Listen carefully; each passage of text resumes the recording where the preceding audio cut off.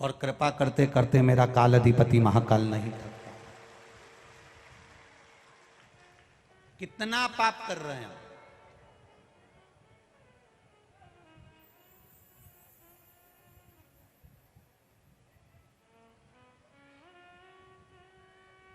जितने अवंतिकापुर के निवासी हैं, जितने उज्जैन के निवासी हैं, इनको हमारी एक बात से बुरा लग सकता है, लग जाए, दूसरी बार नहीं यार बुलाना, भले तुम नहीं बुलाओगे चलेगा, मेरा महाकाल हमें बुलाएगा, ये निश्चित है। अवंतिकापुर वासियों को, काशी में रहने वालों को, सोमनाथ में रहने वालों को, ओमकारेश्वर में रहने वालों को, मल्लिकार्जुन में रहने वालों को, केदारेश्वर में रहने वालों को, भीमाशंकर में रहने वालों को, वैद्यनाथ में रहने वालों को, नागेश्वर में रहने वालों को, जितने जितने रामेश्वर में रहने वाले, जितने हमारे ज्योतिर्लिंग हैं, इन ज्योतिर्लिंग में जितने लोग निवास करते हैं, अपना घर बनाकर रहते हैं, अपना व्यापार करते हैं, वो चाहे किसी धर्म का हो, किसी वर्ण का हो, किसी समाज का हो, किसी भी धर्म का हो, अगर वो किसी तीर्थ में निवास कर रहा है तो उस तीर्थ का जो भगवान है, उस तीर्थ का जो देवता है, उस तीर्थ के देवता का भले वो दर्शन करने ना जाए, परंतु उसके शिखर का दर्शन प्रतिदिन करना चाहिए। मंदिर में भीड़ है, हम नहीं जाएंगे, आज शिवरात्रि है, आज नागपंचमी है, आज ये सावन का महीना है, अरे कमाए कि मंदिर जाएं, मंदिर में भीड़ है हम नहीं जाएंगे, पत्नी कह रही भीड़ है हम नहीं जाएंगे, बच्चे कह रहे भीड़ है हम नहीं जाएंगे। घर में अवंतिकापुरी में निवास करने वाले के एक एक घर में ये नियम होना चाहिए कि प्रतिदिन हम रोज पाप करते हैं। दुनिया का व्यक्ति किसी दूसरी जगह पर झूठ और पाप करता है तो उसको भोगना पड़ता है। तीर्थ में रहकर अगर हम थोड़ा पाप करेंगे तो हमें भोगना भी बड़ा पड़ेगा। केवल एक महादेव का दर्शन कर कर या उसके शिखर का दर्शन कर कर हमारा पूरा पाप उसी दिन धुल जाता है। रोज भोजन जरूरी है, उसी तरह रोज शिखर का दर्शन जरूरी है। शिखर का दर्शन रोज जरूरी है, प्रतिदिन रोज।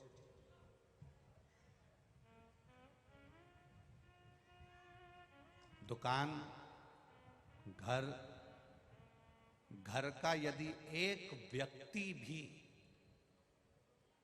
जिस तीर्थ में रहता है, उस तीर्थ का जो मालिक है, उसकी रोड के सामने से भी अगर घर का कोई व्यक्ति निकल कर चले जाए तो जो भक्त चलते हैं ना, उनके चरण की रज भी उसके कपड़े से अगर छूकर चली जाएगी तो उसका पाप समाप्त हो जाएगा। जो लोग कथा श्रवण करने के लिए आते हैं, पंडाल में रहते हैं, आप लोगों ने तो देखे होंगे, कोई नोएडा कथा में आया, कोई कहीं आया, कोई कहीं आया। जहां लोग कथा सुनने आते हैं वहां पर भूमि पर दरी बिछाकर, और केवल हम ये नहीं कहेंगे कि यहाँ पंडाल में जितने लोग रह रहे हैं ये बाहर के हैं, नहीं, उज्जैन की माताएं भी, उज्जैन के लोग भी अपने घर से 7 दिन के दरी बिस्तर कपड़े लेकर यहाँ पंडाल में सो रही हैं, क्योंकि उनको मालूम है उज्जैन के लोग भी इस पंडाल के अंदर पड़े हैं, उज्जैन के लोग भी इस पंडाल के अंदर रह रहे हैं। उनके बच्चे फोन लगा कर कहते हैं मम्मी भीड़ बहुत है वापिस आ जाओ। नहीं नहीं, मुझे यहां रहना है। तो तू गई क्यों?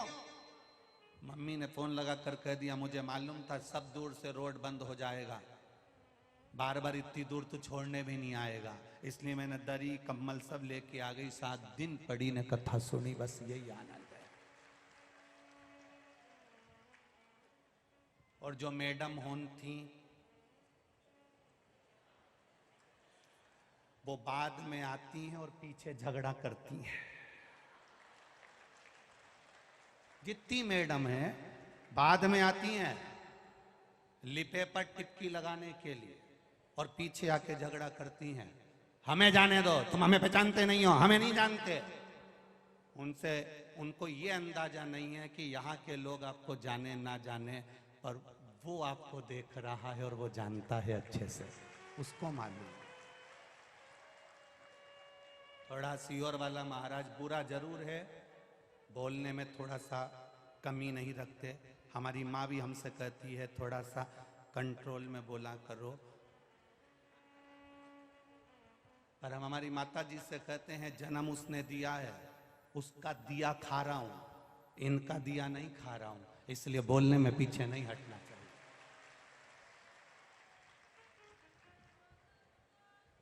उसकी कृपा। बुजुर्ग बुजुर्ग माताएं बैठी हैं, बिस्तर लेकर आ गई उज्जैन की माताएं, पड़ी हैं, पड़ी। अरे धन्य है मेरी उज्जैन की ऐसी माताओं के चरण धोकर पीना चाहिए, धन्य है।